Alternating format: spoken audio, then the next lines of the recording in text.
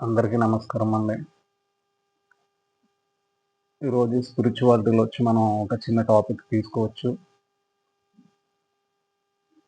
అదేంటంటే కొంతమంది చెప్తా ఉంటారు. మేము బాగా ధ్యానం చేస్తున్నాం. గంటలు గంటలు ధ్యానం చేస్తున్నాం. అయినా ఎవరైనా ఏదన్నా అంటుంటే చాలా బాధ కలుగుతుంది అంటా ఉంటారు. సో, ఫస్ట్ పాయింట్ ఏంటంటే మీకు బాధ అనేది ఎందుకు కలుగుతుందంటే మీరు తీసుకుంటున్నారు అది. ఒక వ్యక్తి మిమ్మల్ని విమర్శించాడు. ఆ విమర్శ మీరు తీసుకున్నారు. మీకు బాధ కలుగుతుంది కదా! తీసుకోకపోతే ఏ బాధ లేదు కదా! సో, ఇక్కడ మీరు గమనించవలసిన విషయం ఏంటంటే, ప్రపంచం మీకు అన్నీ ఇస్తుంది. మీ చుట్టుపక్కల ఉండే వ్యక్తులు మీకన్నీ ఇస్తారు. ఆనందమిస్తారు, సంతోషమిస్తారు, బాధిస్తారు, విమర్శలిస్తారు, అన్నీ ఇస్తారు. మీ చుట్టుపక్కల ఉండే వ్యక్తులంతా కూడా.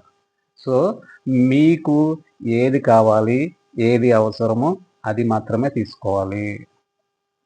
ఎంపిక చేసుకునే స్వేచ్ఛ మీకుంది. ఒక వ్యక్తొచ్చాడు, మిమ్మల్ని సూపర్ అని పొగిడాడు.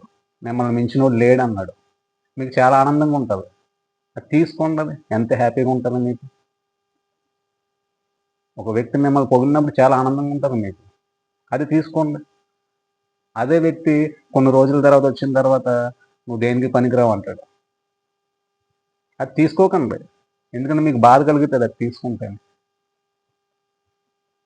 కాబట్టి మీకు ఏది తీసుకోవాలి, ఏది వదిలేయాలి, ఏది తీసుకుంటే ఆనందం కలుగుతుంది, ఏది తీసుకుంటే బాధ కలుగుతుంది అనేది మీకు క్లియర్‌గా తెలిసుండాలి.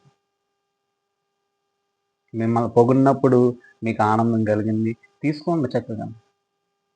మళ్ళీ పొగిడాడు కదా అని లోపల గర్వం పెంచుకుంటే అది కూడా ప్రమాదమే. మీ గురించి మంచిగా మాట్లాడారు. తీసుకోండి. మీ గురించి అదే వ్యక్తులు తర్వాత చెడుగా మాట్లాడారు. తీసుకోకండి. బాధ కలగదు మీకు. ప్రపంచం మీకన్నీ ఇస్తది. మీ చుట్టుపక్కల ఉండే వ్యక్తులు నిరంతరం అన్నీ ఇస్తూనే ఉంటారు. సో, అందులో ఏది ఏరుకోరి తీసుకోవాలి అనేది మీ ఎంపిక. మీ మీద ఆధారపడి ఉంది. గుర్తుపెట్టుకోండి, ఏది మిమ్మల్ని డిస్టర్బ్ చేయలేదు. మీరు పర్మిషన్ ఇస్తే తప్ప. కాబట్టి మీరు బాగా ధ్యానం చేసి, మీరు బాగా ఈ విషయాన్ని తెలుసుకుంటే గనక, మీ మైండ్ ఏది తీసుకోవాలి, ఏది వదిలేయాలి అనే అవగాహన మీకు బాగా రావడం అనేది జరుగుతుంది. ఇంకోటేంటంటే, మనం పొద్దున లేచిన కాడ నుంచి మళ్ళీ పడుకునే వరకు మనం చేసే ఒక పనైతే ఒకటి చేస్తాం పర్ఫెక్ట్‌గా. అదేంటంటే, ఎదుటి వ్యక్తిలో ఉన్న సకల దరిద్రాలని తీసుకుంటాం. ఇంకా కూడా ఉంది. ధ్యానం చేస్తాం మనం. బాగా ధ్యానం చేస్తాం. బానే ఉంటది. ధ్యానం చేసినంత సేపు బానే ఉంటది. ఆ మాయ అన్నది ఎప్పుడైతే మళ్ళీ మన దగ్గరకొచ్చిందో వెంటనే మన దృష్టి ఆడి మీదకెళ్ళిపోద్ది. వాళ్ళలో ఉన్న అసూయ గురించి మాట్లాడతాం. వాళ్ళలో ఉన్న ఈర్ష్య గురించి మాట్లాడతాం. వాడిలో ఉన్న జెలస్ గురించి మాట్లాడతాం. వాడు అటువంటోడు, ఇటువంటోడు, వాడిలో ఉన్న సకల దరిద్రాల గురించి మాట్లాడతాం మనం.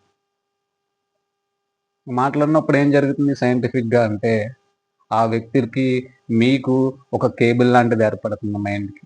ఆ వ్యక్తి మైండ్‌కి, మీ మైండ్‌కి.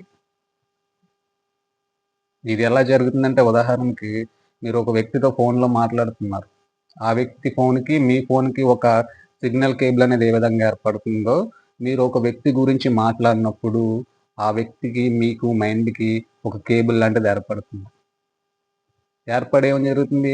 మీరేం తీసుకుంటున్నారు? ఏం మాట్లాడుతున్నారు ఆ వ్యక్తి గురించి? నెగెటివ్ అంతా మాట్లాడుతున్నారు. అంటే ఆ వ్యక్తిలో ఉన్న చెత్తంతా మాట్లాడుతున్నారు. అంటే ఏమవుతదక్కడ?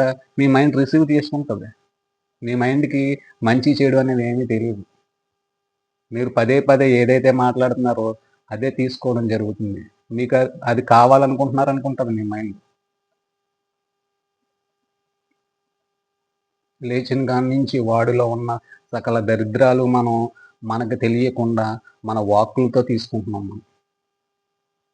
మన లోపల ఉన్న చెత్తని కడుక్కోవడం ఒక పని. ఎదుటివాడి చెత్తని తీసుకోకపోవడం రెండవ పని. మనలో చెత్త మనం కడుక్కుంటాం. ఎదుటి వ్యక్తిలో ఉన్న చెత్త మళ్ళీ తీసుకుంటాం. దీని వెనకాల సైంటిఫిక్ ప్రాసెస్ బోలెడు కథ ఉంది దీని వెనకాల. అందుకనే గురువులు ఏం చెప్తారంటే, ఎదుటి వ్యక్తిని విమర్శించకండి. ఆ వ్యక్తిలో ఎన్ని సకల దరిద్రాలు ఉన్నా సరే, పనికొచ్చేది ఏదో మంచిది ఉంటది ఏదో ఒక మూలన. దాన్ని పట్టుకోండి అని చెప్తారు. అంటే మీరు ఎదుటి వ్యక్తిలో ఏదైతే పట్టుకున్నారో అది మీ మైండ్ డెవలప్ చేసుకుంటది. తీసుకుంటది. అందుకనే చెడు గురించి మాట్లాడకండి. ఎదుటి వ్యక్తిని విమర్శించకండి అని గురువులు ఎందుకు చెప్తారంటే, దాని వెనకాల బోలెడు కథ ఉంది. ఈ కథ అంతా నడుస్తది దాని వెనకాల.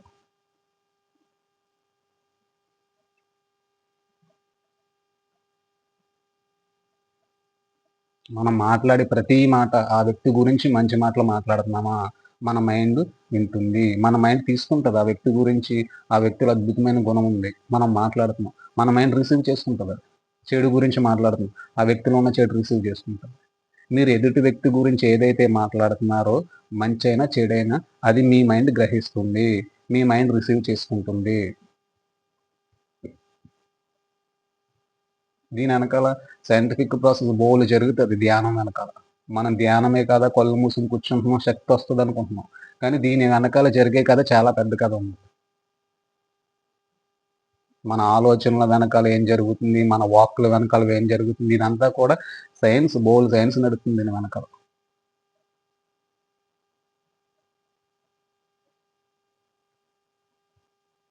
కాబట్టి ఏంటంటే, మన ఇంట్లో మనం నిద్ర లేచినప్పుడు ఏం చేస్తామంటే, మన ఇంట్లో చెత్త ఊడ్చుకుంటాము. పక్కింట్లో వాడి చెత్త ఊడ్చం కదా!